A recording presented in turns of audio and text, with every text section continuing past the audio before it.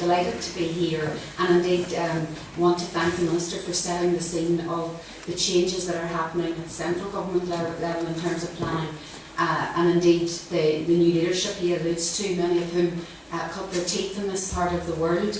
And indeed later on I'm going to make a point about the partnership that we actually have with the planning service. But the Minister himself also, we started out talking about culture, and throughout the morning different speakers are going to touch on it. Before he left the DSD Ministry, had the foresight to recognise what OECD declared to be the City of Culture not just being an opportunity for Derry Londonderry, but the opportunity. And he managed to ring fence at an early stage £10 million. And I'm delighted to report, Minister, that 32 groups so far have benefited from investment in cultural infrastructure in the city in a very short space of time. Ilex working very closely with the DSD North West Development Office in the delivery of over £4 million. And indeed I'm glad you could prove that yesterday we did have good weather, that the developments along the quayside as well, which will be ready for the Clipper around the world operates later this month or just early next month, also are down to that foresight. And thank you for that, Minister, because he's put his money where his mouth is, and now he's moved to another ministry where he can actually reshape and help deliver the physical from all of that. When I was first asked to talk about resilient, the first thing you do is you go to the dictionary, you think you know a word, and then the word ends up meaning so much. And I think, in fact, the definition about really recovering readily from adversity and springing back is actually a superb description of this place. And I think before you're finished your visits, you will actually see the evidence of that. And I personally believe that regeneration and renewal are the cornerstones of those are built on resilience, and indeed the word respect.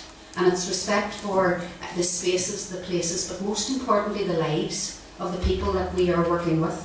And I love the quote, and I've used this on many occasions. This is a slide I've had for over a decade, where Artibase has actually said, the communities don't just happen, but that they're consciously created by the people who live there. And I think if we hold on to the essence of that, that we are the guardians of those places and spaces that communities need to shape to live. Ilex, as the Urban Regeneration Company, of which I'm the Chief Executive on secondment from central government, is an organisation, it's an urban regeneration company, not an urban development corporation, which back in 2002 there had been a recommendation it should be. And that was because government at the time recognised there was a very particular set of disadvantages. Ilex exists because of market failure. Ilex exists because there was a very, really profound level of disadvantage in this city that actually created economic imbalance in Northern Ireland per se. And if the North West's issues weren't addressed, the whole of Northern Ireland could not progress. And to do that, the company was set up. And the two key aims, one was around a transformational agenda and a very broad brush. A lot of the urban development corporations, many of you would be au fait with, are quite property focused. The intention of the company was to work closely with the private sector, to work with all the partners named, the government departments and particularly the City Council locally, to get a plan, coordinate the physical, social and economic regeneration. And in particular, the two military sites that were gifted to government, one to the Office of the First and Deputy First Minister at Ebrington, which will be subject of a workshop this afternoon and part of the place partnering. And the second, Fort George, a military site purchased by the Department of Social Development back in 2004, together 40 acres of prime riverside locations at the height of an economic boom, which has changed obviously quite dramatically. So we had a mission to deliver a transformation agenda, and we have two sites in which to deliver what we want to do. So Roy McNulty, who was the outgoing, who's just retired as our chairman, came into the company in 2007. We had developed a plan in 2005, an Indicon report, very good baseline study. And indeed I'll show you slides shortly, and I'm going to flick through some of this quite quickly because I've limited time, and the workshops will give us a chance to delve into a number of the issues. But Sir Roy identified immediately and reported back to ministers that what was lacking in the city, we had plans indeed with between 70 and 80 strategies, And one of the reasons why government got off the hook lightly in this area was when they said to the city, what are your priorities? And no one could speak up with authority. Everyone, the 70 and 80 strategies were pushed forward. And there hadn't been that sense of a guiding coalition or ownership of any particular set of priorities. So they set about in 2009, in fact in 2008 there was a major equality conference held in the city, because the other thing that often happens in regeneration is we set about it in a sort of theoretical way, but does it genuinely get right down to the levels of disadvantage that we're talking about? One of the pieces of work we did was an analysis for the One Plan, which I'll talk about in a minute. But we looked at 86 other cities in the UK, and we led the way. We're the bottom of the league in terms of things like skills, employability, unemployment levels. The best statistic we had was we were 49th in tourism and culture. And with City of Culture, our aim is to get to 20th, which would be the equivalent of York. So really, we had key issues, and nobody was shifting them. They were remaining. This part of the world is still 6 out of the 10 most deprived wards in Northern Ireland are in the northwest. So it's a really deeply ingrained and embedded issue, and there was no point in setting about the regeneration of this place unless we got to those furthest from employment, those least able to take up life chances. And that's what makes this process that we entered into so different. It was an intense process of analysis and engagement. We used a future search methodology. I personally would have over a decade's experience of using it in local and central government to literally, genuinely engage with a wide stakeholder base. And it's more about building relationships and partnerships. We've set ourselves a task of a year. It took 2, for which we make no apology. It took 2 years to do this properly. And that's why we involved over 1,000 people in the writing of the plan. The mission statement, which you'll see in a minute, took 3 months to do a paragraph, and that's what this was about. We had over 3,000 young people replied to what they wanted to see in the city. Every household, all the information is there. It was the most extensive engagement, I would say, in not just Northern Ireland, and indeed we have been recognised as an exemplar of best practice by OECD for not just what we've done, but the manner and the inclusive way in which we delivered it. But most importantly as well, which I know again you would be interested in, and we can give you any detail for any part of this, was the politicians, and we had cross-party support here, and we had to work really hard to get the community and the private and the public sector together to actually start to understand each other's perspective. Private sector wanted it done like that, don't mess around, just get this done. Community sector said, well, what would the private sector understand? I mean, I know I'm generalising, but there was a real spectrum of a drift between the two. And then over that, how did government interact and interface? So we set about being robust in our analysis. The politicians felt that whatever we brought up to the Assembly, and this was a non-statutory plan process, there was no reason to do this plan other than the city wanted to do it, that it had to be able to stand on its own 2 feet. So we employed Oxford Economics to do a major piece of work on an econometric model. But probably one of the most interesting and exciting parts of it was what was called City Scope. And we tendered it, local community organisation, we now have a community business of it as a result. Trained 85 local enumerators to go into the 20% most deprived wards in this city, and that we got a really fine grain of detail as to where people were at, where the disadvantage lay, and what we needed to do about it. And we're repeating City Scope in 12 and 14, so as we go along we are monitoring the impact of the projects and programmes that we're doing. We're trying to measure integration and holistic approaches, genuinely we feel for the first time. On top of that, and I'm delighted Dana Rose is here and she's leading the workshop this afternoon in Everton, because the DOE were very keen that we used from their experience of working with space syntax, where indeed it was Mary McIntyre said about thank God they got them to test where the Peace Bridge was and it is in the right place. If it was the wrong one, I wasn't going to start shifting bridges. But space syntax came in and did a major piece of work, and I'll show you some of that too, and that will influence all the workshops this afternoon. Really to get we did the economic, we did the social, and we did the physical overlays to get the first ever complete and composite picture of what we're doing.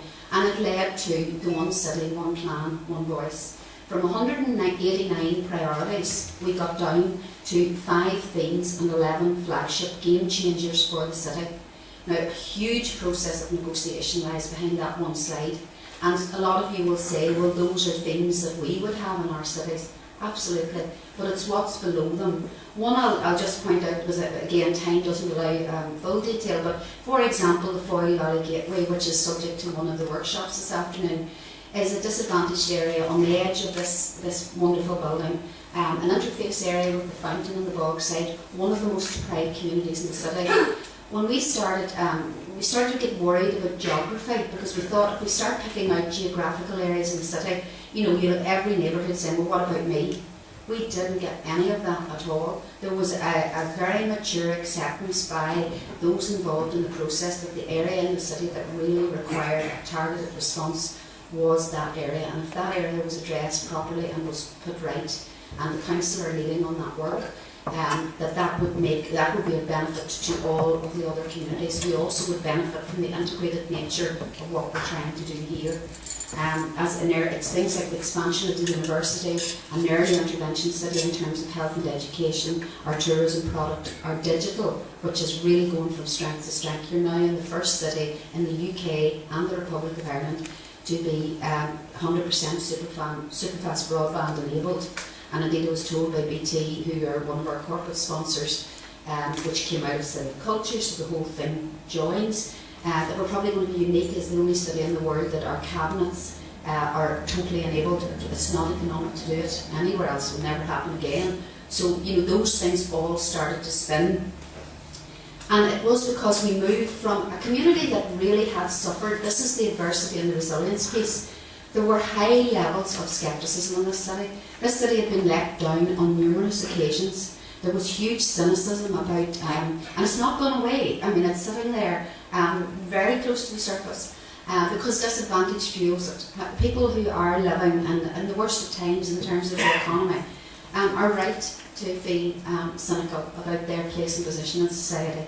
And that extensive engagement, intensive analysis led to the plan, and where we're now moving is on that new journey, a new story, that with the proper leadership and the partnership approaches that we have here, but ownership, to have one city, one plan and one voice, even one city, in a city that's called Derry Londonderry, and you'll see later in a beautiful film I'm going to show you, you know, that describes who we are, our differentials, the history that we share and don't share.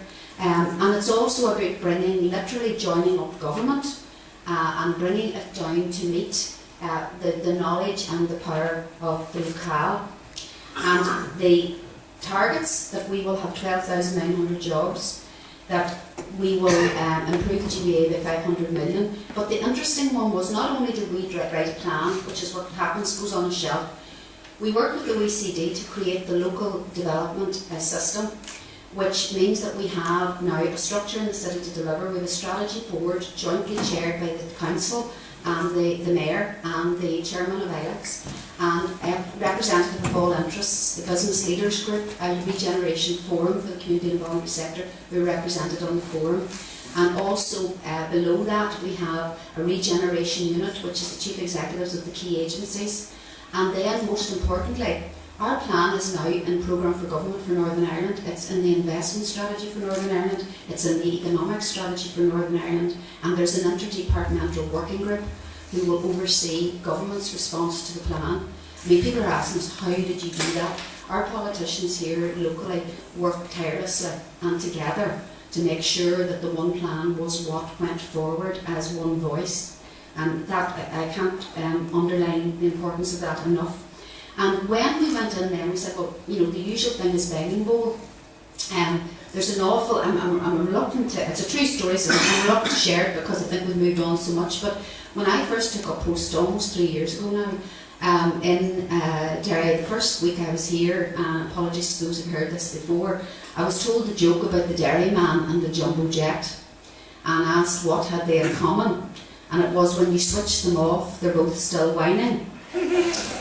But I'm glad to say 3 years on, we've changed whining into winning. And that's what this story is about. But that's what it was like, that's where we moved from. So we didn't want to go to government with the usual approach, right, okay, you owe us, you know, you haven't done X over the last number of years. We wanted to go very confidently and say, this is what we want to do, this is how we're going to do it. So we've developed an investment strategy working with the Strategic Investment Board for Northern Ireland and the City Council to create a regeneration fund for the city. For me, it's the sweating of the 2 sites that I have to bring the income in to start a revolving fund. Some of the things that you're doing day and daily and the rest of the UK, you know, TIFs, LABVs, all of those vehicles are unfortunately those dreaded words of any bureaucrat, novel and contentious here because they haven't been done. We're saying let us do them. It's a sort of a total place approach. It costs £1.1 billion roughly to run this city a year. We're saying that this plan will save government £185 million a year. We want to incentivise that. So we've put together the plan, we've identified how to deliver it with OECD help, and we've identified our investment strategy going forward. We can do this with all partners playing their part. Space syntax, moving just to the physical very quickly, have mapped our city. And again, as I say, we can get into the detail of this through our workshops. Just very quickly to touch on the 2 sites, because 2 of the 11 projects, the flagships that I mentioned that will create the step change, are the 2 sites of Aberdeen and Fort George. We did a master plan back in October 2006 in a very different economic context. We had to revisit that. Everything that we did in government, our ministers were adamant that the one plan drove what was to happen on the 2 sites. So in April 10, part of the space syntax work, and this is just one of many images, advised us on what we needed to do. And indeed we're now planning, and indeed hopefully Tom McCartney's in the audience. Tom has been vital to helping us with the Aberdeen investment plan, and we're moving towards a development framework as we speak in the next couple of months. Aberdeen in the 1930s, it was a military site. It's a wonderful, I hope some of you did get to see it yesterday in the sunshine, and I know some will get to see it today, but it dates back to the 1840s, and it has always been a military site. And there's a mix of Victorian and Edwardian architecture. We have 14 listed buildings, we have 5 non-listed. It will become a centre of excellence for creativity and culture in the city. The £6.8 million Maritime Heritage Museum will be built by the City Council in partnership with Ilex in the very near future. The clock tower building you see here will become, we hope, a symbol of something very significant, and we're taking our time over what that's going to be. We're doing an Aberdeen 2020 exercise, and most importantly, behind that building, we are going to host the Turner Prize. If somebody had told me even last year, that Derry Londonderry would host the Turner Prize in 2013 on Aberdeen, and on the 21st of June this year, we have the opening ceremony for the Olympic Games, the Cultural Olympiad. If somebody had told me that as well, we would not have believed it. And that's what, you know, confidence and belief can do. And that was the opening night, and on the 14th of February, a very drafty Valentine's night, we invited people back to the heart of their city. This is a site that for 170 years was closed to the public. It was a military base, and I'll come back to its purpose later, and I'm sure Eamon will touch on that. And it's just revived. We've been doing an animation programme over the last 3 months. We've had 18,000 people over a number of weekends just attending free events on the site, and it's going to be a major venue during 2013, including the site for the Vital Venue, which will host 4,000 people standing, 2,500 seated, 850. Banqueting to enable the city to run things 4 times the size that they've ever run before, and the funding has been secured for that from DSD. Fort George is a very different site. Fort George was a naval shipyard downstream. We still have one of the only jetties from the Second World War left intact. It requires, back in 2007 it was a mini Manhattan. It was never ever going to be. This was, you know, an aspiration at that time, and valid for some, though I know the Ministerial Advisory Group at the droughts at that time, which have been proven right in terms of the economic context. Working with space syntax then in 2010 as part of one plan, we revisited what it should be, and it's now going out. In fact, we do our traffic management surveys tomorrow, thanks to DSD, DOE and DRD and a whole lot of others. So the development framework will be going into the planning system in the next couple of months, and it's a much more neutral, low-key approach, but I think more human and more in scale with what the economy is now. But the most exciting part is that we're hoping that within the next month we will actually get good news on a development of £14.5 million for a North West Regional Science Park, a cross-border science park looking to the European Science Park network, developed by the Northern Ireland Science Park based in the Titanic Quarter in Belfast. And that's going to be the game changer for George. That is going to bring us a level of jobs, and a level of at least 300 jobs to start with, but pitched at a scale and at a quality that allows us to tie into the expansion of the university, R&D, the whole skills agenda and the rest of the plan. So the Fort George will be a very different place. Also, the Minister mentioned Harbour Square. We work on shared spaces with all our partners, and this is where I was going. I'm sorry that he's gone, because I was going to compliment and congratulate the partnership working that we have. This was how you crossed a road in Derry, not that long ago, and some people enjoyed it. I think Maura took this photograph, and what we've done is, and in a way it was hard to believe it was actually a first. We had a brilliant planning workshop in June last year, where everybody got round the table for a day, and they actually said, right, this is a really important space now with the Peace Bridge. This is the entry and exit point from one side of the city to the other and into Guildhall Square. What can we do about it? And I know that sounds so obvious, but the amount of work that went into that and the amount of spin out that we've got from it has been phenomenal. And indeed, this is one of the workshops this afternoon as well. And so I'm just giving you the little touches. Ilex is an organisation. In the last month or so, we've been very challenged. We've been looking at issues of corporate governance. We've had a public accounts committee. We're putting our house in order because we're here because, as I say, for market forces. Our job is to do ourselves out of business. Our job is that this city doesn't need the added value of a regeneration company because the capacity and capability of the organisations locally, and I have great confidence that this will be the case, is such that the city drives itself. In the meantime, we will play this multiplicity of roles. We work in a very complex environment. We have 2 sponsored departments. We actually, are the interface with a lot of bureaucracy, but I feel that we can help, and we have done. I think the fact that we've got one plan so embedded in programme for government shows that there is a role, and we can deliver on the 2 sites and play our part. But none of this is important unless you have a city that is confident and creative and actually believes in itself and in what it can do and can achieve, and we did it. When we were developing the one plan, the City of Culture opportunity came up, and there was a real issue in the city at the time about the name, about Derry Londonderry. In fact, it had gone to Privy Council. It was very highly political, and the first thing we had to do was work with the political parties and say there's no point in us going, even us going for a UK title in an Irish city was a huge challenge.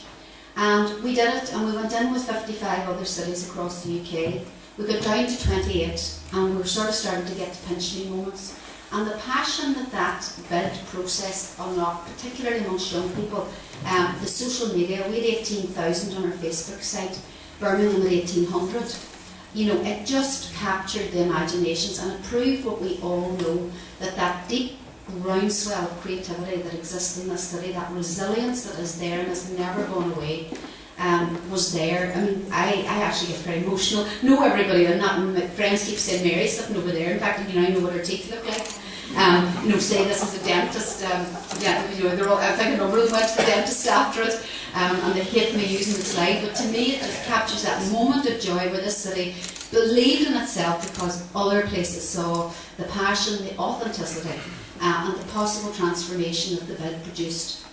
And it was a privilege to be part of that, and Ilex played a key role in just taking that forward and saying this is worth a chance. I was involved in the Belfast UK or European City Culture bid when Liverpool won, and the transformation in Belfast was genuinely down to that successful failure.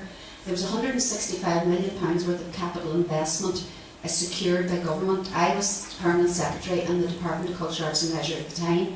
There had been no capital investment in arts, libraries, museums, sport or heritage in the previous 25 years of the Troubles and the failure of the City of Culture in Belfast secured capital resource. We have, for example, the Integrated Development Fund in this city, 22 million, and Jared, keep me right, I always get my figures mixed up on this one, legal over 133 million. This building was in fact funded as part of that fund. So sometimes, even if you fail, it proves successful. Resilience is required by all of us. I'm not going to go through this in detail because I know we're running out of time. The one thing I do want to say is about partnership. With a Public Accounts Committee on the military sites just last week, about 7 case studies of good practice were down to Ilex and its partners, because we have a brilliant system operating here with Maura Fox in the Planning Office and Helena, indeed formerly Mary's team, with DRD and Deirdre Mackle, with, you know, everybody is now starting to pull together. Our particular partners, Derry City Council, we work very closely with the council, but most importantly it's about the community. It's about the bridge as the other tangible that Ilex delivered. That has just been phenomenal. We've had 500,000 people over that bridge since last June. We've already exceeded our EU target by 4 years. But it's more the hearts and minds. The people of this city have moved on. This is a mural, it's a city of murals. It tells its story on its walls, and some of you will have seen that. The mural on the left hand side, this is a project that the Arts Council ran a couple of years ago called Infamy Imaging Communities. And we moved this community in Colin Nelson Drive, which is just a mile from Everton on the other side of the river. From the Ilex had nothing to do with this. It was a community arts project 2 years ago, before the bridge was built. And they have linked Everington with the Peace Bridge to Guildhall Square. An international journalist at the time of the Savile inquiry, we were in the airport ready to go to Liverpool to pitch the bid, and we felt a huge responsibility because we all felt we should have been in Derry, but we felt, no, the dignity of this city moving forward. And that journalist for me summed it up when he said that the place of departure of the soldiers on Bloody Sunday at Everington was now linked by a bridge of peace to a place of apology, which was the Guildhall Square. That's spaces, places and